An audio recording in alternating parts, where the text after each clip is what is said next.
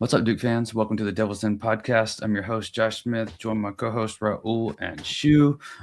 We figured we would come in here and do a little bit of just a season reflection. Obviously, we did our Carolina preview, or not preview, Carolina reaction, but that was literally right after the game had just ended. Shu was live at Cameron for that one, so if you did watch that, we appreciate it.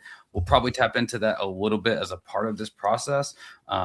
Wanted to just kind of really go through and soak this thing in. It's kind of wild here, y'all, that we're sitting here and the regular season's over. Came and went pretty damn fast here. We're going to get into some award stuff too, or at least some kind of predictions or our picks and some things of that nature. And then obviously we're going to talk about the ACC tournament, what that's going to look like for Duke, some lineup stuff, maybe some sleeper picks, our picks to maybe win this thing, or at least how Duke's going to approach this thing, because I think there's maybe a few different options that the staff or players or whatever might take, even though I'm sure they're going to say that they're going to win this thing. That's rightfully true. But I think it could look a little bit different for us fellas here. So I guess, y'all, let's just jump in. I got a bunch of stuff here on the outline. I'll kind of go through some of this for us just for the listeners. Duke finishes this thing, y'all, 29-2, 17-1 in conference, undefeated at home. I believe it's 15-0 when I looked it up there. You're 4 points away from being undefeated in this thing. You're 63-3 under Coach Scheyer now. Some of this is going to be shout out to Duke Men's Basketball Stats on Twitter, so I'm going to kind of take some of this stuff. They're a great follow. If you haven't already, they got some good stuff over there. 11 wins over a ranked team. That's the most in the country. You got 15 quad one wins, also most in the country. You finish this thing AP number one in the net, Ken Palm number one. Number 2 on Evan Mia again. There's a lot of love for Michigan still in the metrics on that one. Right there, you're right there. Duke and Michigan are right there, and Evan Mia as well. Top defense in the country here too. So, fellas, just rattled off a lot of just kind of general accolades there off the top. But for y'all, and you can lead with the Carolina game, or you can kind of talk about how you want here as a part of this. But just your general global thought here as we pan out 29-2, 17-1, and all of those things that I just read off. Well, for me, I mean, 2 years in a row undefeated in Cameron, right? Yep. 3 out of 4, too. Yeah, so we talked to John. We had John on the podcast 2 summers ago, right after the loss to NC State in the Elite Eight. And that was the season that Blake Henson jumped on the scorer's table. Mm-hmm. That UNC was doing the too little, Zayden High. Those guys were doing the too little to us. So we talked to John, a couple months later, and we asked him about that stuff, and it was still eating at him. Mm-hmm. And he told us that he wanted a team that was not only physically tougher, but mentally tougher. And, I know this team is not the same as last year's team, but he's went out and got guys to do that are not just, physical guys, but can also look. Basketball is a game of runs, and sometimes the other team's throwing a haymaker at you. You've got to be able to accept it and then throw one back. And I think that's what he's been able to find out of the guys that he's brought in. I mean, 2 years, obviously, Isaiah, Pat, Darren, that class, they haven't lost a game in Cameron. Malik Brown can be in that class as well. Yeah, right. Malik actually lost the game in Cameron, but it was when he played for Syracuse and dropped 26 on us. Yeah, he did. He did his best not to lose in that one, but yeah, he did. Yeah, he did. Because I remember that one being a little bit close for a while there. Anyway, we're getting off topic, but we hit a bunch of threes in the second half. Yeah. I mean, I just love the level of commitment everybody on the team just seems to have to the team. You think about Dame Sarr, right? This is a guy from Italy, has no connection to the U.S., college basketball, all that, comes over, has only been here for however many months it's been now, since when he probably came in June or July or something. Yeah. And he just he's out there yelling and screaming like he's been playing for Duke for 4 years, right? Getting the crowd riled up, popping his jersey. Just super. I think that stuff really matters. I mean, obviously the X's and O's stuff is fantastic from John, 100th percentile on baseline out of bounds, sideline out of bounds, all that stuff. That stuff matters too. The scheme is really important and having talent is important, but I think just as important is having guys that are just super bought in. John, I think after his press conference, mentioned, jokingly complained, during his press conference that he wasn't able to get a word in edgewise in the huddles because the guys are so busy talking to each other, telling each other what to do. And so it's like that makes his job a lot easier, right? Yeah. I mean, and we even seen it with the one when we saw what game was that? Was that Michigan game. or what? Yeah. Where Flynn was doing. That was the halftime stuff. Yeah. Really like, ooh, okay, like this thing's getting real. And we saw it even back in like, what was it, around like CTC or in the summer? We were talking like, man, that Dame Slim, like the way those two dudes just talk and like that sort of vibe. Or even in the first exhibition game when Cam is talking to the team at halftime. I guess was that, maybe it wasn't the first exhibition. Tennessee. Yeah, Tennessee, the second one. Yeah. But yeah, just him kind of giving that speech like, look, we played badly. We're only down 2. We just got to focus on these things. Like you saw that leadership that early, and just the all the guys taking ownership of the team, I guess is the best way to put it. Yeah. And I mean, we're going to talk about Cam a lot here in a little bit, but I remember one of the early interviews with Darren Harris in the off season here, like right in the preseason. And he was asked about Cam and he was just like, oh, this guy, like he shows out. Like he wants to show out. Like he's not coming here to fit in. Like right away it was, I'm going to set a tone. I'm going to stand out and then nurture everything else around me a little bit. And I think, we're talking about general thoughts here and just one is like Cam's demeanor is just like to have that, like be your best player. And Coop was very similar to that too. Like that robotic, just sort of like, I don't ride waves a whole lot.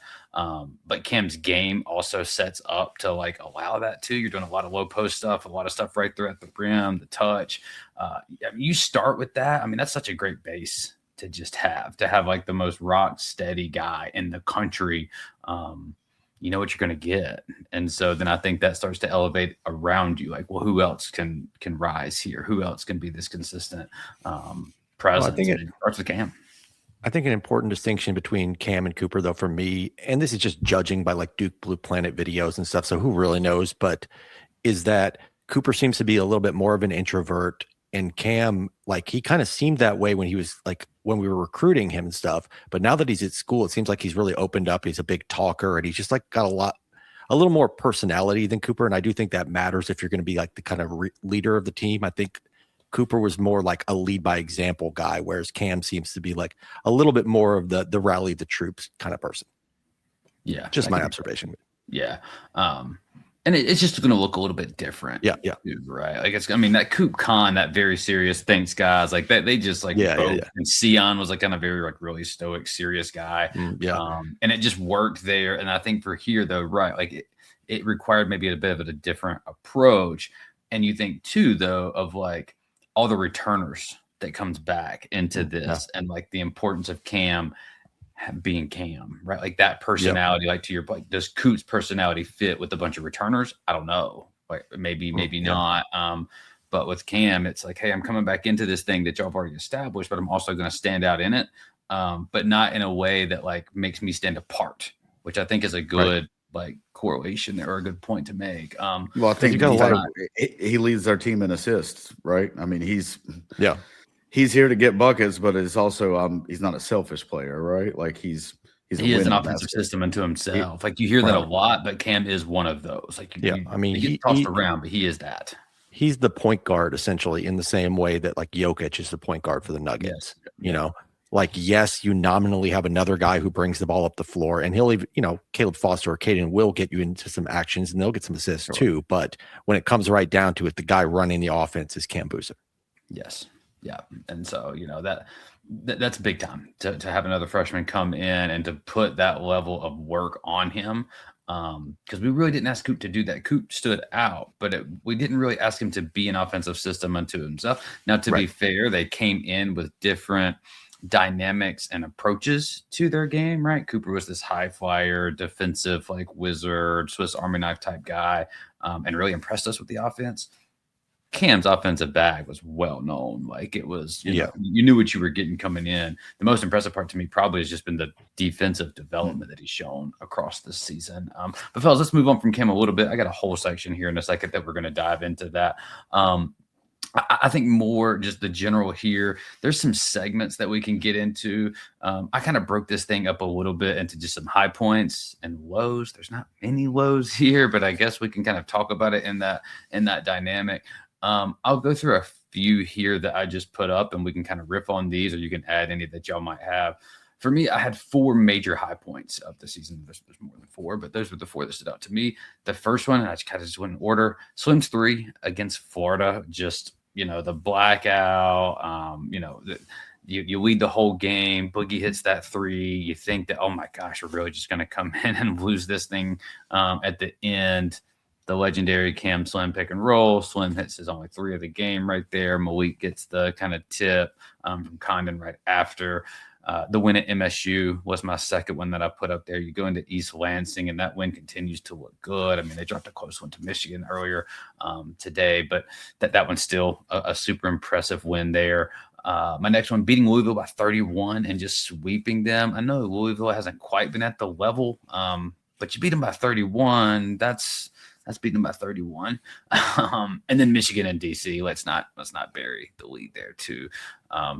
I almost put the Carolina game, the second senior night, in there. Maybe one of y'all will, and we'll get into that one. For me, there was also just part of a low point there with some of the injury stuff. So I left it out, but those were my big 4. Fellas, thoughts, additions, subtractions. What's your high points of 25-26, Duke? I would throw in the art. Go ahead. Oh, go ahead, Raul. No, you go ahead. Yeah. I was actually gonna mention Arkansas as well, because I think that's where you're going. Yeah. And the reason I was gonna bring that up is because I was thinking about Caleb Foster with the situation with his injury, and like for me, some of the high points involved seeing him play really well. So the Arkansas game, Michigan State, and then Louisville on the road. Yeah, throw those in. Yeah. At Louisville. Yeah. At Louisville was when he played the full second half. Had 20 points and just was like, he had like 16 or 18 in the second half. Yeah, he was basically became Boozer Jr. and played bully ball to the rim. Yep. Yeah, the entire half. I don't think he shot one jump shot in that half. Did he make a 3 in that half, or was it all just? I just remember it all being like head down. I'm getting to the rack, and you're not going to stop me. With some great footwork and using his physicality to kind of bump guys off their spots and stuff. He did a little bit of that against Arkansas as well. Like the second half of that game, I remember being all him and Boozer, basically just running pick and roll together.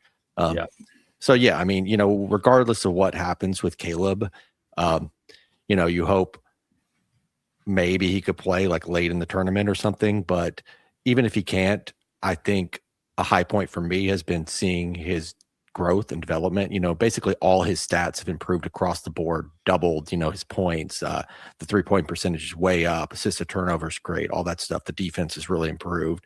So just getting to, have that experience like we had with Tyrese Proctor, where you just get to see that kind of slow but steady upward trajectory, and if he comes back for next year, maybe he can even build on that. Yeah, that'd certainly be a way to turn the low into a high for sure. Shu, anything besides what has been mentioned, or just adding to what has been mentioned? Well, I guess. I mean, look, obviously last night getting to cover the Duke Carolina game, be on press row. For me personally, I don't take that at all for granted. That was special. And I wish Pat could have played, because I don't know if that's going to be Pat's last game in Cameron. And again, my heart goes out to Caleb. Just if this is his second out of 3 years that he has to miss the entire NCAA tournament, that's just that's brutal, man. That's tough. Yeah, that's the one which is why you would, if that happens, you would love to have him back to just have that kind of like redemption story, right? Just to have him really get to experience, I guess he got to experience a deep run last year, but I mean, I don't know, man. If this team can still, we're kind of getting a little too far, but if this team is able to still do something really special, if he wouldn't be able to play the entire way through, obviously, we're going to celebrate that, and he's still a major part of that. But just on an individual, personal level for him, your heart kind of breaks a little bit. Yeah, right? Just because you like what Raul, come back to it. Yeah, exactly how Raul pointed out. Everything across the board last year didn't go as well for him. He did play better down the stretch last year. I thought the Houston game, he gave us some great minutes. That certainly lifted him into the summer. Yeah, that was the motive. Yeah, I mean, yeah. I mean, even I really think from the second UNC Carolina game on last year, he kind of picked it up a little bit, even if it didn't jump off the page to you. That was something to build on, and just for him to double down and come back despite literally getting a DNP on senior night last year, just speaks volumes to him, and that's kind of why I'm optimistic about the idea of him coming back. I've got one more though. High point I think would be beating Virginia at home to lock up the ACC. Yeah, for me was a big one because they're the second best team, have the second best record. You saw pundits saying, oh, I think they could take out Duke at Cameron and all this stuff. And then they come in there and just look completely overwhelmed and we just wax the floor with them. Right. So that was pretty cool to me as well. Yeah. I think that I'm glad that you mentioned that because to me, this kind of goes back. It's a high point, but also kind of go back to like a bigger takeaway. Through the whole season is just the continual media doubtage a little bit, and that this team just continued to just answer calls. Yep. After the Texas Tech game, it's ooh, okay, did this Duke team get exposed? And then you get into Georgia Tech and Florida State, and it looks like, hey, there might have been a recipe here, and they just answer. They just rattle off another 10 or 11 in a row, whatever it was. Yep. You get into the Carolina game, you lose that one. You had the lead, you lose on the buzzer. Questions come out, they just respond right away. You mentioned the Virginia one. You can go back a couple Saturdays before that to that Clemson game too, and y'all remember that Clemson was also one loss coming into that game. There was a lot of talk about that one too. Can Clemson push this guys? Now you win by 13, but it was bigger than 13. They kind of backdoor covered there a little bit on that one. If y'all recall. I think it was 21. I think was the largest lead in that game. Yeah, it might have been 70 to 48 or 60. Yeah, it was 48. It was large. Yeah, they were down there, and then they kind of came in at the end, whatever. Yeah. And they just continued to answer. And then you go to the Michigan game, right? And even after beating Michigan, there's still some chatter about Michigan still the better team, whatever. Yeah. And we'll see, but just that resilience, just continue to just answer. Just everything that's in their way, they just continue to answer it. I mean, you see it popping up again now, right? Where, basically now that Foster's injured, suddenly it's Duke is not a contender anymore. That the expectations have to be adjusted. This is what Field of 68 is saying and stuff. It's dude, you were criticizing our backcourt all year, asking whether the backcourt is good enough. Now that Foster's injured, suddenly he's the key piece. The key to it. Yeah. Now a little ridiculous. It's funny. It's funny how that works. Yeah. For me, look, obviously, if it's Cameron Boozer getting injured, that's tough to replace. But season's done at that point. But Caleb, look, and there's no knock on Caleb, but it's not like we're replacing 18 points per game. You're replacing what is the average in 8, maybe 8 or 9, somewhere there. I think. Yeah.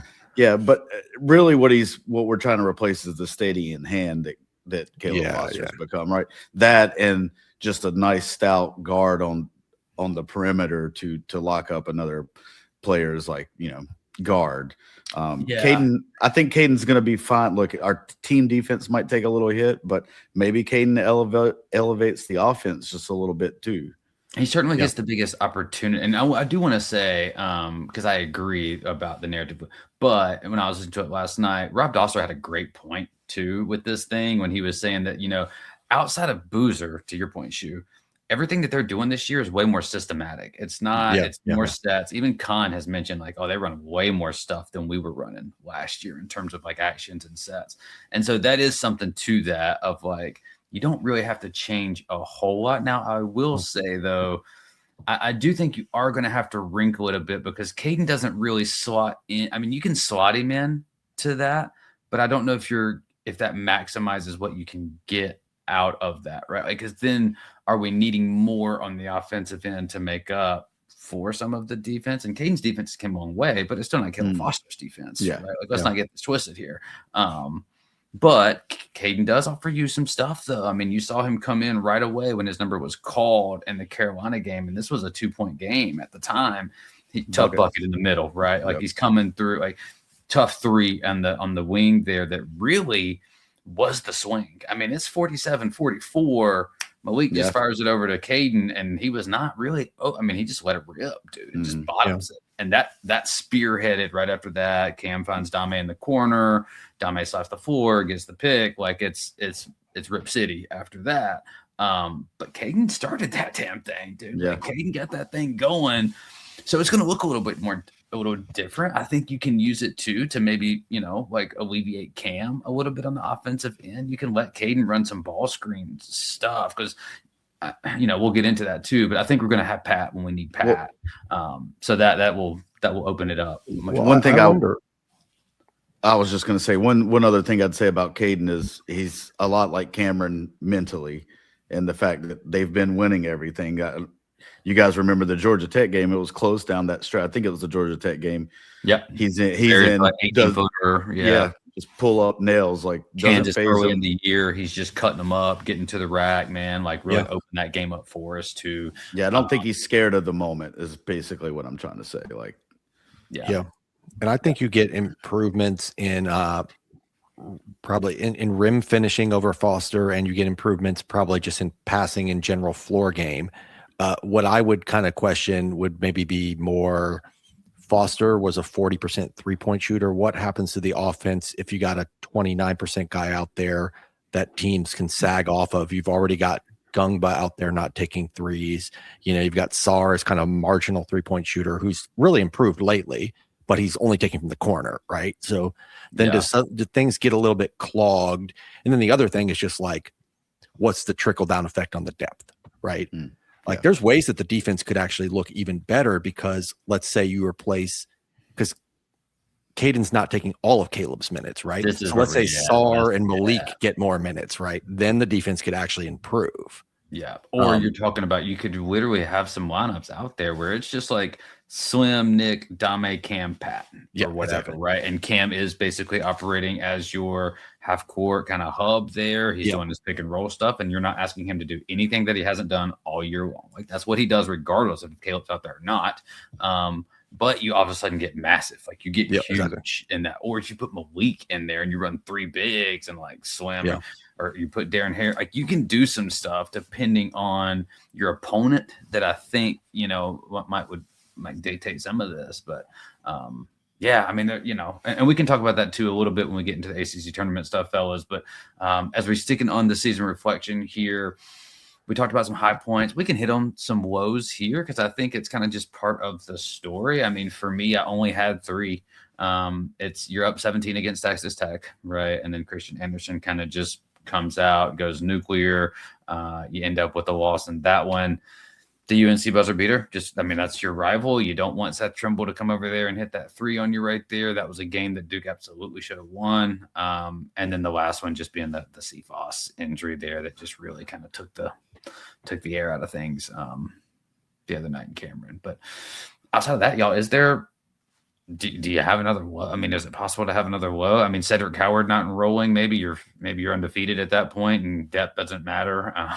But you don't get Dame at that. You don't get Dame. Yeah. Right. And after what we saw last night, I'm taking Dame, man, because you don't know what happens if you flip that. So I mean, look, clearly Coward is the better offensive player. There's no question. He's averaging like 14 points per game on good efficiency in the NBA right now. But is he the better defender? I'm not sure about that. So like Sar's perimeter defense has been so important to this team that I might just go with Sar right now. Especially if we could get a second year out of him, then it's a no-brainer. Then it's and if we're talking about the Dame Sar that we've seen probably the last, I don't know, what would y'all say, 3 weeks or so, like he's really, it's really stepping up here, y'all. He still makes a few boneheaded mistakes. But the travel he's making up for them with and I'm not so sure he didn't travel on both those dunks, but I thought he went. Hey, but the other one, he got the steal, so you kind of give him all right, we'll getting the pass. We'll give you that a little bit. That's the kind of thing that players get away with all the time on runouts. There's always extra steps there, so I'm not surprised I'd let that one go. I'm not hating on him for that one. So I'll throw a wrinkle in here. I don't know if I'm going to call Texas Tech a low point of the season. I hated losing, especially in the fashion that we did. We're up. We got them in super foul trouble, and we just kind of shot ourselves in the foot. I think it was it had to have been our worst free throw shooting game. Like we missed like 11 or 12 free throws. Yeah, it was bad. So the reason I don't want to call it a low point is, I mean, I think that's the game that changed how we started defending, right? Like that's true. That's kind of the catalyst of what became the number one defense to me. So, maybe we needed that, and it stinks. You want to win every game. You didn't think you were going to go 40-0. And that was the one that we talked about might've been the toughest one preseason. Like that's going to be a good one. Because of the Toppin versus Boozer thing, but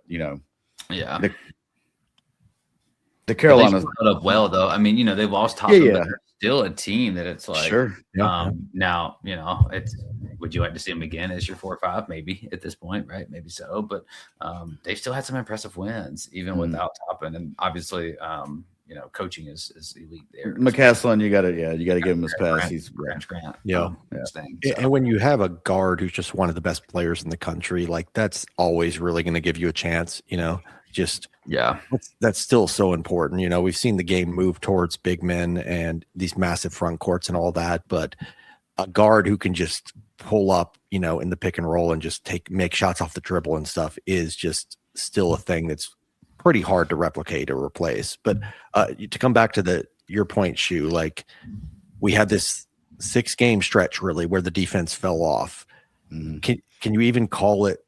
I was tempted to call that like a low point, but we won 5 of those 6 games. So to be able to kind of learn the lesson while only losing 1 game against a really good team on a neutral by 1 point, I think is a pretty good outcome for that, right? Because we've seen other times where Duke teams have had a stretch where they struggle defensively and just drop 2 in a row or whatever, or have a really bad loss. Like even 2015, right? We go to NC State, get beat pretty handily there. Then we come back at home and, lose to Miami and just get obliterated, really. I mean, I know the final margin wasn't that bad, but just getting eaten alive in the pick and roll, right? And then, after the game, who was it? What was the player's name? Angel. Rodriguez. Makes that comment of just like, oh yeah, we just knew we could attack them in the pick and roll, right? And so, we knew that we could get what we wanted if we got the ball. And it was like, ooh, okay, that's a shout. They called it out. And to be fair, that did lead to defensive change for that team too, but for that Duke team. But I still more damage was inflicted. Was my point. I think to be able to learn lessons in wins is a really good thing. No, that's a great point, man. Look, I was disappointed the Florida State game. I think they hit 14 threes on us. Yep. Now we won, but Tallahassee this year wasn't Tallahassee that it's been. I don't know if you guys, it looked like there was hardly anybody even at that game. Yep. Like they just completely and that was still right in that football of like where you're tweaking that defense too, though, right? Because it's not all of a sudden like, oh, we're going from switching everything to not switching. It was, oh, okay, we're going to switch less, but then how do we still contest if we're not going to switch? Like, what am I going to do on the backside here? Like, how are we going to then rotate? If you're going to fight through, what happens if you don't? Like, we had to figure those out a little bit too. And now it's pretty well oiled. Like, even on guys that are fighting through, there's still usually backside help, or there's some recovery action coming over if need be. It's just clean now, right? It really clicked into place starting with that West Coast trip. Like that's a good call. That's a high point. Yeah, that's a high point for me because like I was worried about the defense, right? We'd given up 70, 80, 79, 87, 73, 75, just 6 games in a row, right? And then you go out to Cal and you're like, ooh, they're a good enough team that we could lose this game. And we go out there and win comfortably. We win comfortably at Stanford too. UNC went 0-2 in the same the same trip that we went on, right? And so absolutely, like that's a big when you look back on now, and maybe Cal, Stanford aren't really scaring you, but at the time, those were tournament considered team or like potential tournament level teams, right? Like they had work to do, but after they beaten Carolina, it's like, oh, okay, like maybe this is something there. And you look through the scores, and it's since then, and the most points we've allowed was 71 at North Carolina, which was thanks to a late flurry by them and then Wake Forest at home. But that was just because Juke Harris got a little hot in the last 10 minutes. Yeah, 55-point game as well, but everything else was like 56 points, 58 points, 61 points, 63 points. Yeah, it gets elite, like elite. Truly elite. Yeah.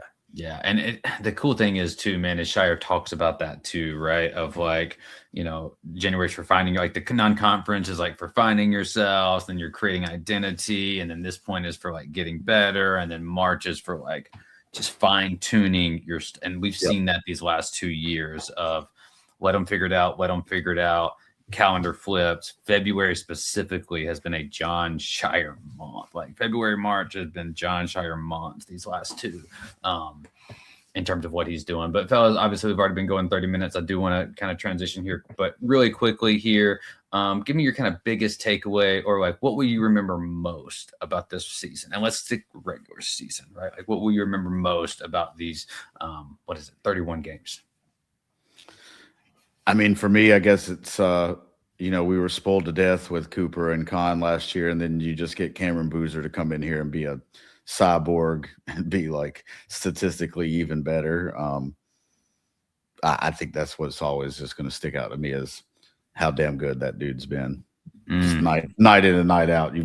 I don't know if we've ever had a guy that just gives you 15 or more every night, regardless. Yeah.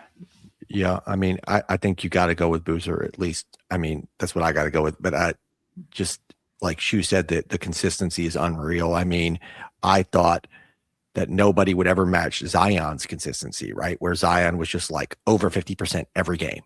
Like I think he had like 2 games the entire season under 50%. Just was unstoppable going to the rim. But Boozer has the same level of consistency, but he's just doing so much more on the floor. When you think about the passing value he adds and the 3-point shooting, just stuff that Zion couldn't do. Right. And just truly, I was thinking about this earlier today, just like this might be, if he's able to finish it off, it might just go down as the best Duke season, like by a player. Yeah, it will. If it will at this point, if he can win a title. Yeah. If he does that, it gets way up there. He puts some, and I think for me, I agree with both of y'all. It's like a 2-parter. Like you got to lead with Boozer because he's the reason. But then like the second piece of that for me is just for this staff to put us right back. Yeah, the coaching right back into this thing, man. You lost your entire side. You put 5 dudes in the draft last year. Cam's come in, but you got to go get Cam too. Like you got to go get Cam. Like that's got to happen. There was a lot of talk earlier in this thing, Florida, Miami, like Kansas, like what's going to, you got to go make that happen. And he did, and he put a hell of a roster together. And you're sitting here at 29-2. And so for me, it's Cam, but then it's also like this 2-year run. And I am really, really, really hoping this thing gets capped off with a big time banner. Mainly just because it would, just for the validation that it would provide on just how damn impressive this really is. You are 4 years removed from the greatest college basketball coach of all time. 4 years. And in 2 of those years, you've already got a Final Four and you got a number 1 overall seed looking to make another one. That just does not happen. And a historically great metric team. I hadn't checked KenPom today. I don't know if in 2 of those 4 seasons, he's put 2 of the top 3 Duke teams of all time on the court for you. So like, just think about relative to competition in their respective seasons. That's not nothing, man. Like that is not nothing, y'all. This guy is going to get calls from the NBA. He's going to get like buzz from this stuff. So just appreciate it. I'm not saying that I think he's leaving right away or anytime soon or maybe at all, but like it's not going to be for lack of options if you don't. Like let's not get this thing twisted here. What John has done is absolutely incredible. Just absolutely incredible. So I think, for me, that's the 2-parter. And I guess, y'all, that's a great segue here. Maybe before we get into this, actually, I don't know, should we take a break? Probably. You're about 35 minutes in. We went really long on the season reflection. We're going to get into some awards. The awards section, I think, will go a little bit quicker because we've already talked about a lot of these guys. And then we're going to do the ACC tournament, and then we'll get out of here. But let's pay some bills, y'all, for a second right quick. All right, fellas. I was talking about it before the break here. Coach Scheyer, I think that's where I'm going to lead with this thing. I want to go through some awards. I don't have these broken up, and I'm not going to ask you to really predict so much, really kind of national or ACC. I'm just going to kind of give you mine here, and you can kind of riff on it. You can, say I'm an idiot or whatever. Coach of the year for me, both of them is where am I going to go with? I'm going with John for this. I think it's a no doubter. I mean, you got 3 other teams in the league here in the country that are 29-2. And yet Scheyer's still standing out. He's beaten one of them. All-time winningest coach after Saturday through his first 4 seasons, getting through Brad Stevens on that one. I just mentioned earlier, he's got a 95% win percentage at home. He's 63-3. I know it's not a 4-year award, but if you're just kind of looking for what more do you have to do? You lose your entire starting 5. You put 5 guys in the league, and you just reload.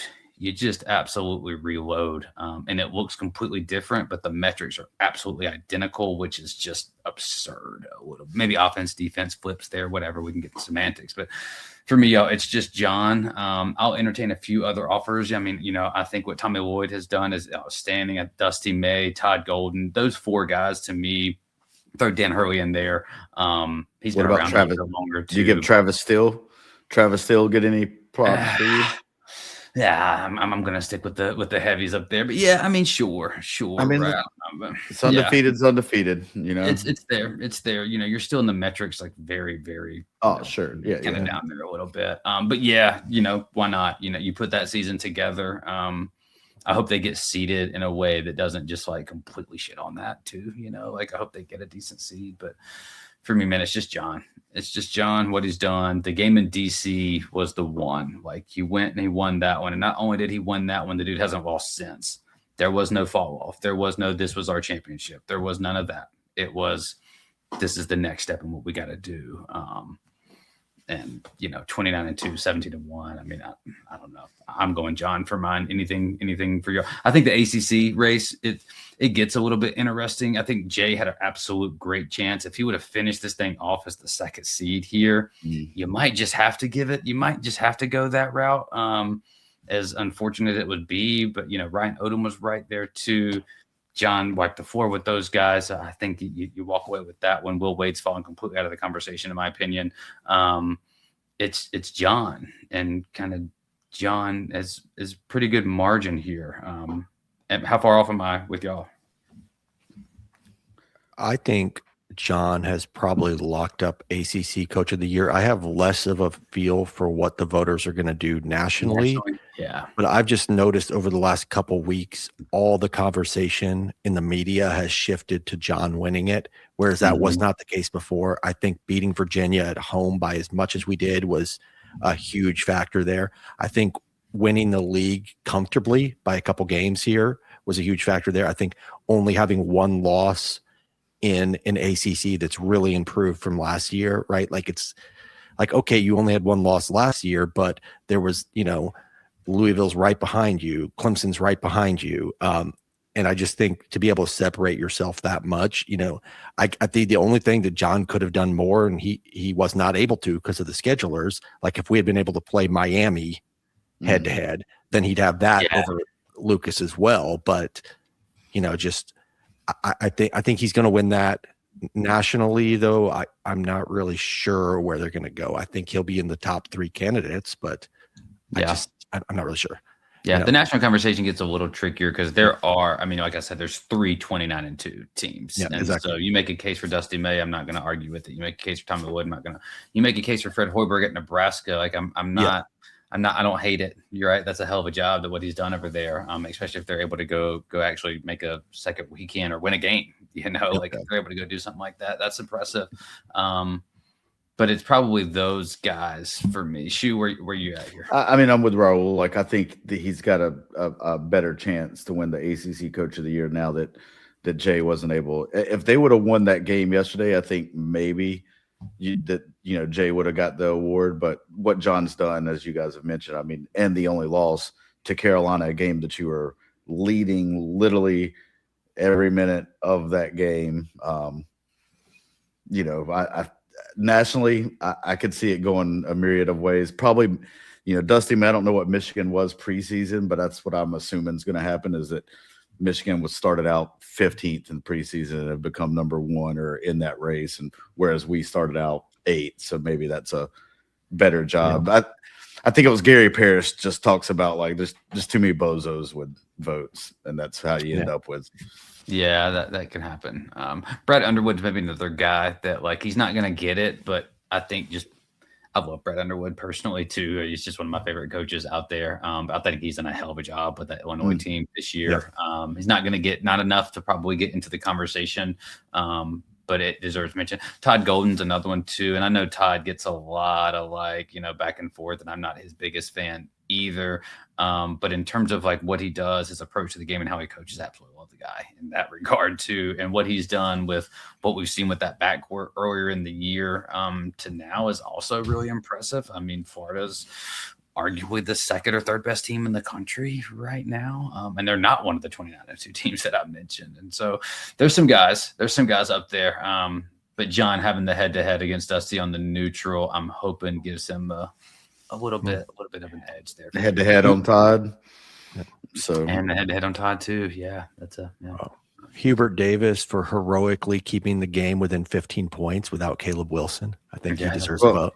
Well, I was going to say for teaching Vesar how to play, without fouling basketball with one foul. I think I saw a stat, and I don't remember where it came from, but Vesar's played 95 career games so far, and in all of them but 2, he's been called for 2 or more fouls. Can you guess the 2 he was? Yeah, that's it. Go figure.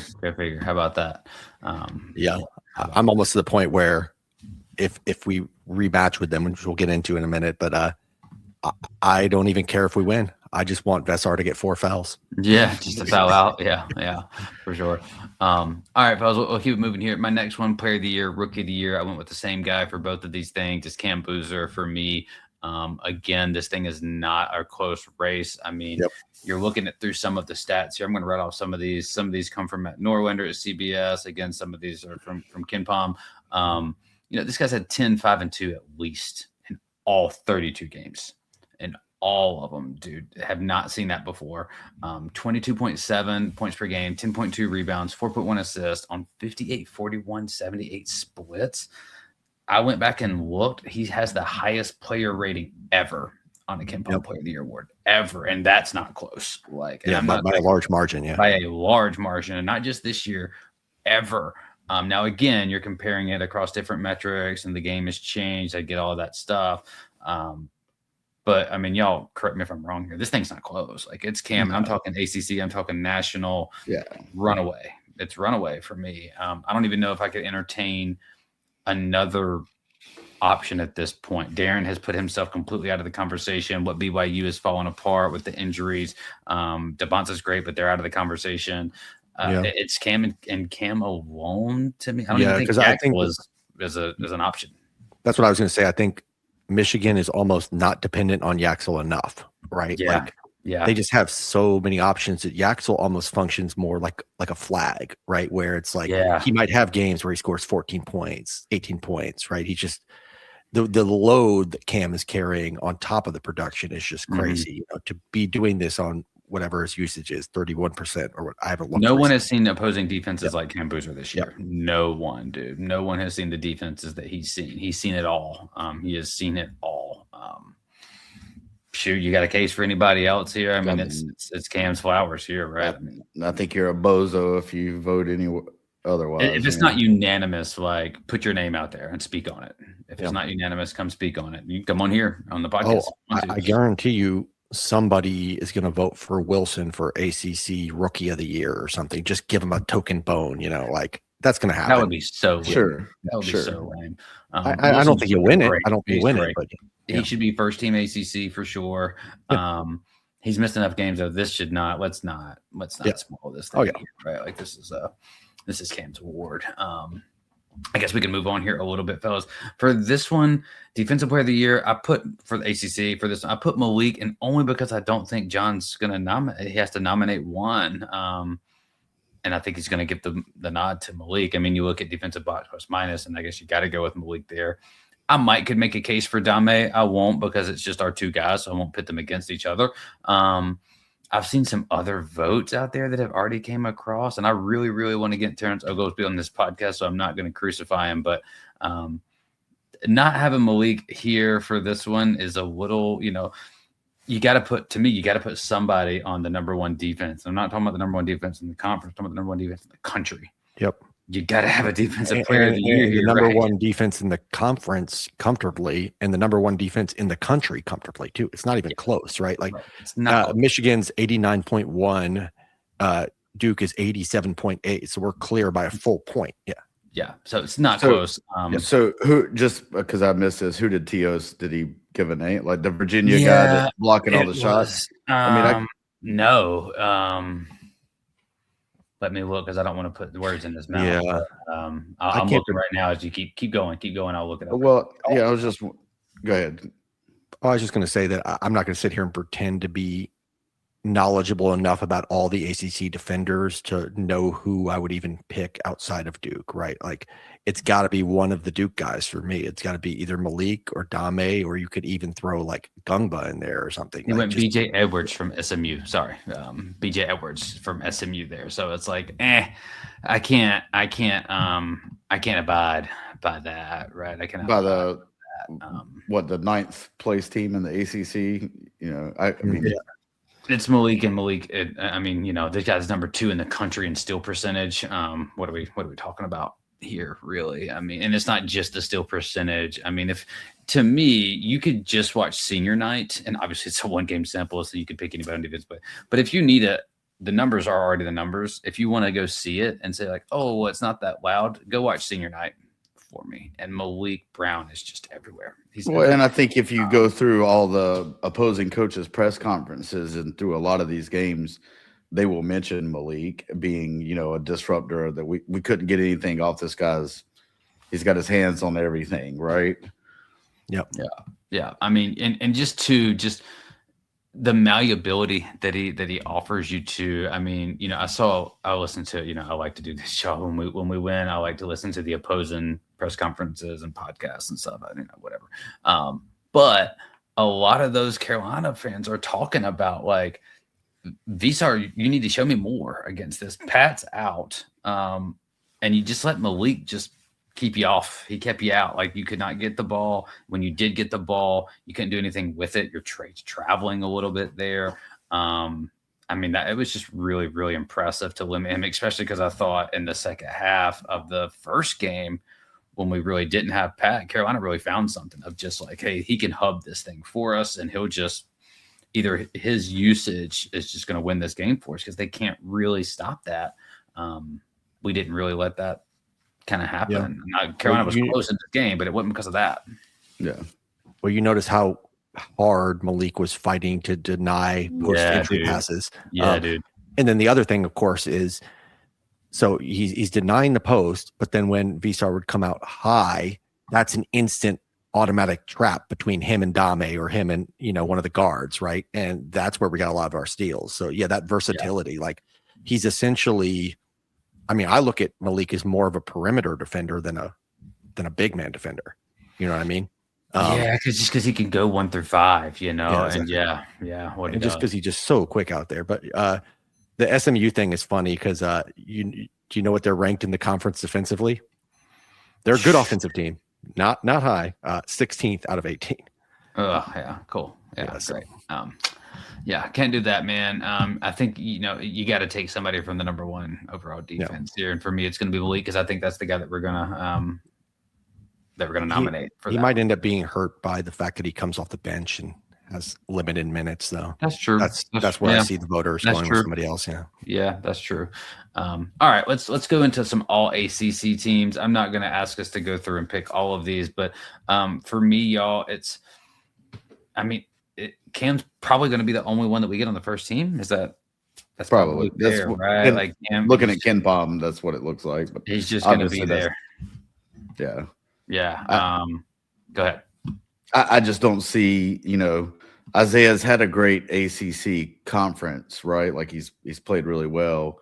I think he ends up being second team though. And then does Pat slot into maybe third, possibly? But I think that's the 3 guys that you look at for first, second, or third team. Yeah. Yeah. I could see Pat deserving to be as high as second team just because he's so crucial on both ends. But I think, I think you'll see one of those two guys fall to the third team.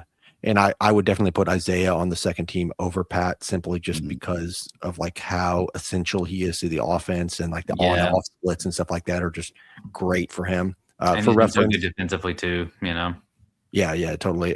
For reference, Ken Palm has Cameron Boozer, Caleb Wilson, Corey, Ryan Conwell from Louisville, and Renault from Miami. Yeah, so I'm pretty good with that. I think that's a good list.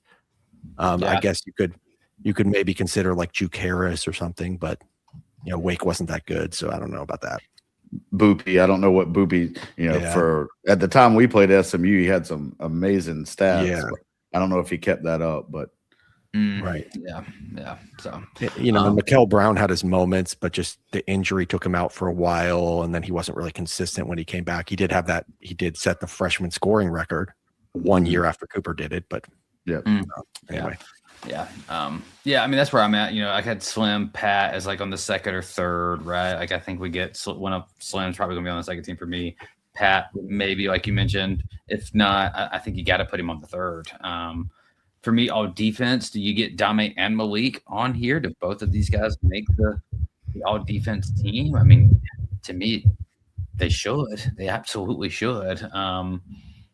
That would be two that you put on that, right? And I think they only do one team. It's just one all defense team. Yeah, it's just 5 guys. Just the 5 guys. So, that's 2 out of the 5, but it's the number 1 defense in the country by a large margin, like you mentioned. It's 17-1 in the conference here.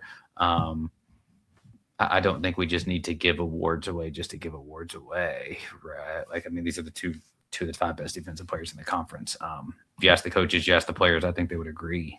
And then wasn't it Evan Mia tracks like the trios of defenders? I think those two are in, a handful of those top 10. Yeah. Sar is on all of them, I think. Pat is on a lot of them as well. So it just goes to show you, even though his defense might not be as flashy, it's pretty important as well, just because of the defensive rebounding, the rim protection. That's something that Malik just doesn't quite do at the same level as Pat. But, they just both have their strengths there. I could see a situation where we end up with 2 guys on the all defense team, but neither of them wins defensive player of the year, unfortunately. So, just because of Malik coming off the bench and even with Dame, I feel like his impact really improved right around that Cal game when our defense improved, right? Like, he wasn't necessarily, he was good earlier in the year, but he really took off right around then when we started putting him on opposing ball handlers. And that's when he just like really showed his stuff. Yeah, it took off. All right. The next few guys for this one, and then we'll switch into the tournament here. Just 2 little personal awards that I put on. For me, you can one and the same for you, or maybe they're going to be a little bit different. First one, I'm going to do most improved. So if you have a guy from this Duke team that you want to put out there for most improved, who are you giving that to? I think it's Caleb Foster for me. Okay. It either be him or Dame. I mean, from the start of the season, I think Dame is really elevated. The shot's starting to come along. The defense is getting more consistent. So I could see that, but I think I'm going to go with CFOS, just the jump that he had. Yeah. Assuming we're talking about across like 2 seasons, it's probably got to be Foster, just because he was starting from such a low baseline where he's like the last guy in the rotation, barely playing. Another nomination could be Isaiah Evans. I know the shot has dropped off a little bit, but it's coming back up, and just his ability to round out his game, to become a really good defender. He's finishing really well at the hoop. His free throw rate is up, all that stuff. So it hasn't always looked perfect. We saw in the UNC game that he wasn't the most efficient, and he wasn't in the first UNC game either. He still can take some wild shots, still some questionable decision-making, but just he's a much more complete player. But I think you still have to pick Caleb over him because Isaiah already had a really good year last year. Yeah, I think for the two, Foster is probably going to be mine as well. The other guy that I really considered, man, is Big Pat, and maybe it's just because of how important he is on off the court here for us. And he showed everything that he's doing. He showed it to you last year, but you're doing it as a starter, and you're being depended on, and like the role increases. And he's just delivered, man, like every step of the way. Like he's been a bruiser for us. He's also can go down there and get you buckets. The passing is absolutely elite. Yep. Yeah, man. I think Pat, Caleb, Slim, those returners, all three, you really got a boost from all three of them. Yep. So, yeah, big time for those guys. This next one here is a little bit, maybe even more subjective. Do you have a favorite player from the squad? I think for me, my favorite guy to watch has been Malik, just because like I've always enjoyed watching really elite defenders, and he just does things that I've never seen anybody do. You know what I mean? Like, and I've watched a lot of basketball in my life at college and NBA levels, and like even when I just think about some of the greatest defenders in NBA history and stuff, you don't see them doing that kind of thing where that level of disruption is like, it's like OKC, it's like the OKC Thunder on crack or something. You know what I mean? It's like, yeah. That's it. Yeah. I mean, yeah, Malik is special and how he does it and what he does. That's a good pick. Jude? I guess for me, I'll come at it from the perspective of covering the games. I love talking to Big Pat. I mean, he's such a nice kid, huge smile the whole time. So I love talking to Pat. I like watching Slim play because, again, anybody that can just get hot like that, it's fun to watch. And then he's taking some hard attacks to the basket there. She's had some nice dunks too, to add to his game. So that would probably be my picks there. Yeah, I mean, for me, man, I keep looking, and it's just so hard for me not to say Cam because Cam's just been awesome. And because for me, it's Cam presents as like very, very like affable and like friendly and like humorous and like, oh, this really isn't a big deal. Thanks, coach, for saying this, or like, thanks, guys. But then you also see these like glimpses of him where he maybe doesn't realize the camera's there. And it's like, dude, this guy's a dog. The nastiness. This guy is an absolute like thoroughbred. Like he is bred for it. He's built for it. And I love that, right? Like I like just the little like shark swim in the ocean type thing, like playing this like that stuff. What game was it? He had like the smirk going off the court. What was that? Was that the NC State game? It was recently. It was a away game. I can't remember what it was, but DBP had a little video, and he's just kind of like nodding his head and smirking a little bit as he's going off the court. Yeah, there's one for that one, and he's like, because then he comes up, he's like, I don't like to share. Right. When you're talking about this. And I think there's another one where he did that, and it was Michigan. And it's like right after, and like Slim gets the little dunk and they're all celebrating, and Cam's you see him looking, and it's just stoic, just like it reminds me so much. And there's probably a reason for this, y'all, because his dad played with the guy. But it reminds me of an 01 when Duke did the Miracle Minute, and Shane Battier came to the guys and was like, look, act like this is what we came here to do. Like, I don't care we're down 10. Like, this is what we came here to do. Let's act like that. And we celebrated a little bit, but like that just sort of like, nah, bro, like this ain't nothing. Cam's got that. Cam's got a little bit of just like, this is what I'm here to do. He's also a good quote machine, right? Like when you think back of like things that the players got me. He's got this like arm thing, man. Yeah, all his he's always got a little zinger. Yeah, he's got some savviness to him. The other guy that I'll mention in this is Nick. I mean, yeah, for me, man, I love this kid, dude. Like, he is a grindy guy. He mixes it up, like not scared at all. And those are some of my favorite kind of, Battier is probably my favorite Duke player of all time, but you put Battier in there, put Justice Winslow, Kyle Singler, that mold, Rashawn McLeod, Chris Carroll, those type of like just dudes. I love that in a guy, man, that you can put on any Duke team ever, and he's just going to stick. He's just going to be one of them. So shouts to Nick too on that one as well. But all right, fellas, I know we're already an hour into this thing, but let's get into the ACC tournament a little bit. I had some stuff on the beginning about like what we might look like without Caleb. I think we've kind of talked about that already, y'all. So I'm just going to kind of jump in here. You know, we got the bracket in front of us. You know, just a little bit of general thoughts on the top end here. So Duke's going to play Thursday at 7. Is there an early round matchup that y'all like? I mean, to me, the Tuesday games like aren't super sexy or anything, but is there some matchups kind of coming up that you like in this early one here? I'm just kind of looking through it before Thursday.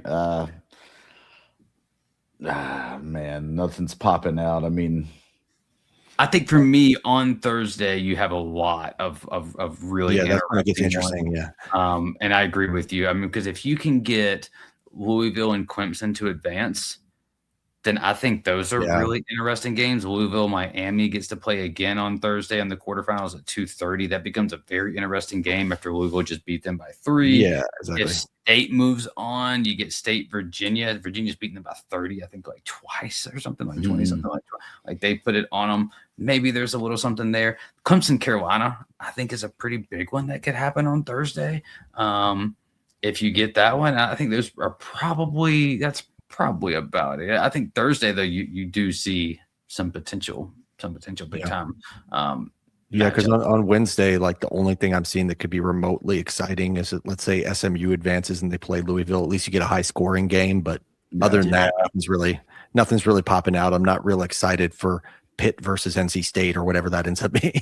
At this point, I doubt Pitt would even win, but Stanford, NC State, probably. Yeah, exactly. Yeah, I mean, I know Stanford just beat State at State, but there's still no interest to me in that game. Yeah, right? If Stanford wins, maybe State misses the tournament at that point, which is kind of catastrophic. Falling off the cliff. They're trending in an absolute bad way. But I mean, I think you highlighted the one that I'd really be looking forward to. Just the Miami Louisville one, that's the biggest one for me too. Miami's been really fun to watch this year, and Louisville just plays that kind of entertaining, chaotic style. So it's just a kind of clash of defense versus offense. Yeah. So, you guys know Quadir Copeland plays for State, likes to talk a lot of smack, right? So State whips up on Carolina. I don't know if you caught this, but he apparently passed Caleb Wilson and told him to lace him up next time. Like, you know. I don't know what that's supposed to mean when the dude's hurt, but since he said that, State hasn't won a game. Yeah, I know. So, not good basketball karma there, you know. State's gonna state, right? I mean, that's what they do, unfortunately. I mean, outside of that, Phil, I think that's about it. Do you have a sleeper? Is there some sleepers here for y'all? I mean, I don't know if you call Louisville a sleeper, but I mean, I think if you're gonna win an ACC tournament starting on a Wednesday, you kind of have to be a little bit of a sleeper. Miami, are they a sleeper Miami's here? Like, if you can they're a sleeper to win the thing.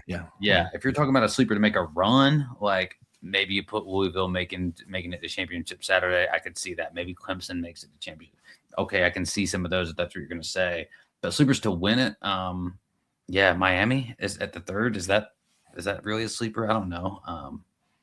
But I wouldn't hate that pick. We wouldn't have to play them, and if Duke advanced and Miami advanced, we wouldn't play each other until Saturday. Championship. And that would make an interesting storyline, right? Like here's Jay versus John didn't get a regular season matchup, so they get to go out in Charlotte.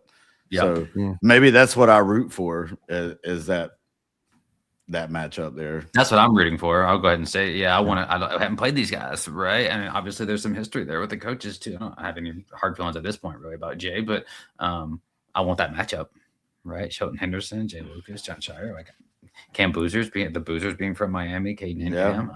A lot. You want that matchup. You want that matchup for sure. I think the ACC and the ratings people would be thrilled with that outcome. That would be my kind of pick. Miami just advancing to the final here. I think they can take out both Louisville and Virginia. Be a tough task for them. I mean, that's some big. If they go through Louisville, Virginia, and then either Duke or Carolina or even Clemson, I mean, that's a pretty impressive Clemson's ACC tournament history is just so bad, man. Like, so bad. I don't know what it is about them, but they just always fade at the end of the season. Start out every season strong. Would not surprise me at all for Carolina to be playing Virginia Tech or Wake Forest. Yep. Either one, I could see beating Clemson. To be honest, like it can just happen to those guys for whatever reason. I think the biggest question here for us fellas is: do you get round 3? Do you get round 3 Friday night? Do you pick Duke and Carolina both to make it here? Both are going to come into this thing missing some key guys. So Caleb Foster is not going to play in this tournament. Caleb Wilson is not going to play in this tournament. Big Pat, maybe, right? Like we're hearing that, like, hey, this thing is precautionary. And if it was really, really go time, then he would be ready to go. But 3 games in 3 days, if you see him, maybe it's limited. You might not see him at all. And so, that's there. That being said, you thinking we get round 3 here? I mean, yeah, history would say we do, right? Like I think it just kind of set up this way. Last year, was it 2019 we played them, and was it the semis in 2019? Yeah. Yeah. And then before that we had a big gap, I think. Oh, actually we did play them in 2017 as well. I forgot about that. When we won like 4 games in 4 days. We were the first to do it at that point. It's been done since then, but State is about 5. That is insane, man. That is crazy. Team of destiny there. I almost don't feel bad about losing to them. Like when you're on a kind of streak like that, just something clicked for that team. Yeah, something got going and they found it and it worked. Yeah. And, but yeah, I tend to agree. I do think it is setting up for Duke UNC round 3. I mean, that first don't see game Duke losing Thursday, and so I can see Carolina. If Clemson's there, maybe, but we just talked about how garbage Clemson has kind of been in these environments, and so it's just hard to see it. It's hard to see it, but yeah. I mean, it's going to be an essentially home game for Carolina and Charlotte playing Clemson, right? And Clemson's not far from Charlotte. As a matter of fact, to be honest with you, it's 2 hours to get to Durham, 2 hours to get to Clemson. Yeah, a little bit further to get to Clemson, maybe 2.5, 3. Yeah, but let's be real; it's going to be a home game for Carolina. Sure. Oh yeah. Yeah, I mean, because there are just so many Carolina fans in Charlotte already is the thing. You're not going to have a lot of Clemson fans who just happen to live there. Right. I will say that, Clemson did play them really close on their home floor. So now you're on at least theoretically on a neutral. Maybe that's enough to make a little bit of difference there. But yeah, I don't know. I mean, I don't think our first game is just a shoe-in either. Like we got to come focused, and I just, it's going to be interesting to see how much John cares about it this year, right? Like it's clear that he's still, even without Cooper, we were still in it to win it last year. This year he seems to have, bigger fish to fry. Well, I think to that, like our number 1 seed status is locked, right? We are a number 1 seed in the NCAA tournament. Now, the overall number 1 might still be up in flux. That's why you got to win the first game. I think. If we were to drop the first game, right, and then Arizona or Michigan goes on to win their respective tournament, maybe, because right now, I mean, we have the most quad 1s. We're 15-2 through quad 1, but Arizona's the same. Michigan's just right under that at 14-2. I just don't see any scenario though where Duke can drop below the 3rd 1 seed, and if they don't drop below the 3rd 1 seed, I'm not sure it matters a ton because they're still getting the East in that regard. Right. Like, Arizona's going to take West, Michigan's going to take Midwest, and it just may affect who your 2 seed is. That's the only thing to consider there. Sure. I mean, we can't drop. That's fine. We can't drop below the 3rd 1 because Florida just kind of solidified themselves in the 4th 1, and they have 6 total losses. I just don't see the committee putting a 6th. And you're not dropping off the 1-1 under any scenario. So it's like, okay, well, I still want to win Thursday. You want to win Thursday though, you want to win Thursday. What I've observed over the years is the committee doesn't really care about the Friday to Sunday games anymore because they want to make the bracket as much as they can in advance, right? So unless something crazy happens, they don't really care about it. So I think just win that Thursday game, and then whatever happens on Friday, yes, none of us want to lose to UNC if that's who our opponent is. We're still going to want to win that game, but and I'm sure the players will too. But at the same time, I think we'd understand that there are extenuating circumstances here. You know what I'm saying? For sure. Yeah, for sure. It's different if you're entering with Caleb Foster healthy and Ngongba completely healthy, and then you're just matching up with them for the third time. Then you want to put your 2-1 series lead, but it's not important in the grand scheme of things, I don't think. No, it's not. And I think for me, that kind of leads me into my last really thing for this is let's just do some champion picks, because I think it is for this one. It's like, I think we're in a position to where picking against Duke isn't like anti-Duke here, right? Like, spoiler, I'm not going to pick Duke to win this thing. And because part of it is what we've said, I don't think John's going to come in selling his soul out for an ACC tournament championship. At least I hope he doesn't. And I think we're going to really use it to say, hey, let's get some more wrinkles. Let's go over here and try to make – that's why I want to win Thursday, so that you can get like a 80 minutes of like, hey, Caden's coming into this thing. Let's try some different lineups out. Let's get some continuity. Let's insert maybe a wrinkle or two here and see what it looks like, so we have some footage to chop up before the NCAA tournament. That's how I'm kind of looking at this thing. That said, I mean, I'd love to win it, sure. Like, if you get there, you want to win it. But for y'all, like, I guess I can finish here. I think my champion, man, is going to come from the top end of this bracket. It's just kind of how I look at it, because I don't think Carolina has enough probably to go and do that. And I'm not sure they even are looking to, like, they're probably trying to figure out too, like, okay, we got to get ourselves right. Like, we thought we had Caleb coming back. Now we lose him again. And you got to get that thing figured out, because they're not going to be a super high seed, but it's still Carolina. Like, they're trying to make a run in March too. So yeah, for me, man, I think I'm going to pick Miami to win this thing. I think I'm just going to go. I think it feels right to me. I just don't think that we're going to come in with the same mentality or desire for that. So it's not so much an anti-Duke pick, but I like Miami. I'm going to go with the same thing you are. I'm just going to say, like, we're not going to come out and purposely loot. Like, no, we're not going to lose. No, you don't want to lose. Yeah. But to your point, I think we come out and we use this as a NCAA dress rehearsal. We're not blowing Wilkins' red shirt in the ACC tournament is what I'm getting. Right. We come out here and we try to run some stuff to get Caden's going to have to play more minutes. Let's put you in tournament pressure. This is what it's going to look like, and go out there and try to win the game. But if we lose, we're not going to cry over spilled milk over that, right? Like, we're just going to move on. And I mean, I like to beat Carolina if that's the way it is, and you're matched up there, and because they're shorthanded too. So, I would like to. But if you got to Saturday and Miami's there and they end up getting you, like, that's not going to hurt me. If Virginia gets you there, I mean, that's not, whatever. Was it Virginia Tech that beat us a couple years ago in the title in 22? Game? Yeah, they beat us in the title game in 22. Yeah, beat us pretty good too with Paolo and Jazz. For me, it depends. They won Carolina, but whatever. For me, it depends on Pat's availability. I think if we're down Pat and Caleb, I think Carolina gets us in that second game.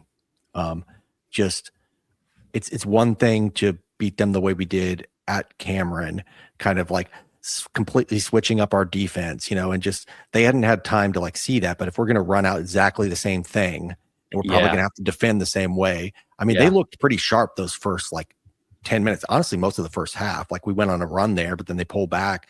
They were able to like carve us up in the lane a little bit, and then we just blitzed them in the second half. But I don't know. I mean, if Pat's back, I feel like Duke advances to the final. If he's not, I think they fall in the semifinal, and it's Miami, Carolina, with Miami winning by, just like 3 or 5 points, kind of like they did the other time. So that would be my pick there. Virginia, I could see doing it too, though. I think I can see Louisville doing it, man. Like, I just think it's come from the top half for me, man. It just comes from, I'm looking at that top half there, and I'm just seeing Virginia. I'm seeing Miami. I'm not as, I don't know, man. Maybe I'm unfair to Virginia because I really haven't watched them at that level. I just watched us just beat them. Yeah, that's the issue. So that's not really fair. Right. Because what if Miami had come into Cameron and that had happened, right? And that had happened, then all of a sudden I'm, the same thing. So Virginia's absolutely could do it. But I like that. If it ends up being Miami and Louisville playing on Thursday, I would just say I think the winner of this one might just win this thing. I might pick them. Just because Louisville still has the talent, and this could be their opportunity to say, hey, can we get a 4 seed? Could we get up to a 5? Can we get into the 3 seed? Can we get into this conversation?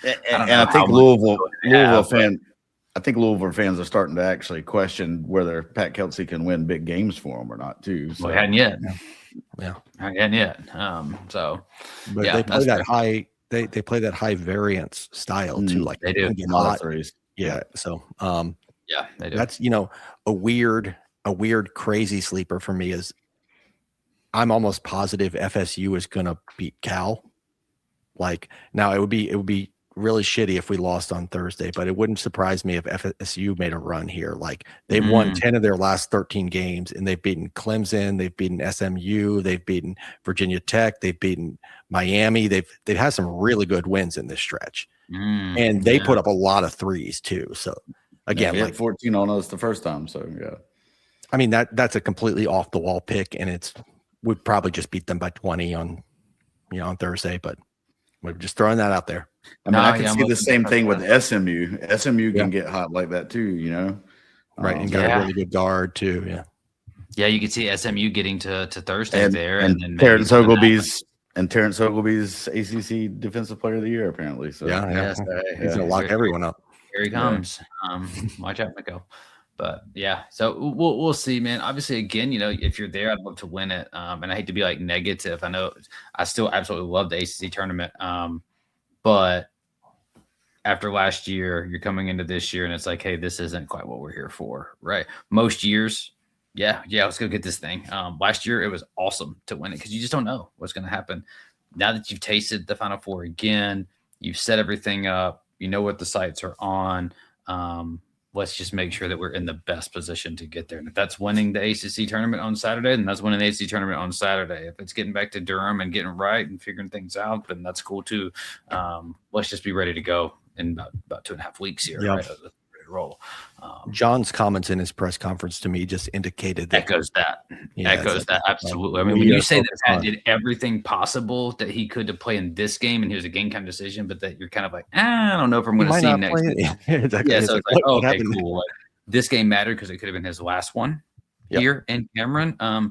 These three, not that they don't matter, but Duke has put themselves in a position where they don't have to matter. I think, right? The games matter, the banner matters, the results matter, but you put yourself in a position to where, hey, you can breathe. And so now it's about being a good GM, being a good manager, being like, what do we need to do to get healthy? I mean, I compare it a little bit here. Just I watch a lot of baseball, y'all, and that like baseball postseason, like strats is that, right? It's like, how do I get my rotation set up to how I want to do it? How do I make sure everyone's healthy? Because no one's healthy at the end of the season. Like no one's healthy. How do we set this thing up? And so now it's that, right? It's like, just make sure you get that ready. It's not always the worst thing, right? It's like, 2015 you got beat by Notre Dame for the second time, in the semifinals, and then didn't lose again. So like it can absolutely happen that way. All right, fellas. I know this was a long one, but I feel like there was a lot. And you know what? Screw it. I mean, this team was good. So like they deserved flowers. They deserved all of this stuff. It's crazy to me that it's almost over. I'm really, really, really hoping, man, that this team can keep this thing going, man. I would hate for some injuries here to derail this thing, but been a hell of a ride. So got one more month at the most, right? Yeah, basically. Yeah. I don't know. Even if you're on the last day, I think it's April 6th today, or whatever. Yeah, 7th. 7th. So okay, said everyone but that one, of course. But yeah. So literally a month away. So. All right, y'all. We'll go ahead and kind of wrap this thing up. Shouts to all y'all too. We appreciate y'all kind of following along. We all have day jobs, so like we enjoy this stuff too. We're fans. We appreciate y'all kind of chugging with us here. If you liked what you've heard or just your support means the world to us, so please rate, review, subscribe, download the podcast, like us on YouTube, TheDevilsDen.com over there. You can see our video if you haven't checked into that stuff yet. We'll have a lot of stuff coming up this summer and postseason and all of that. We got tons of more coverage for the NCAA tournament. We'll come back and do some more ACC tournament stuff if Duke continues to keep this train rolling as well. But just appreciate y'all too, especially some of the listeners that have emailed in or that follow us on Twitter and all of that good stuff. Getting some good comments on YouTube as well. Yeah. We don't engage with all of it too. Like we apologize. Like I said, sometimes I get distracted doing other things as well. But we see y'all, we hear y'all, we appreciate y'all. Thank y'all for doing what you do. we enjoy it. We enjoy it as well. So we'll get out of here. Please, again, rate, review, subscribe. Email us, TheDevilsDen.com. You can follow us on X/Twitter at DevilsDenPod247. And keep the faces strong and the verb high. Go Duke.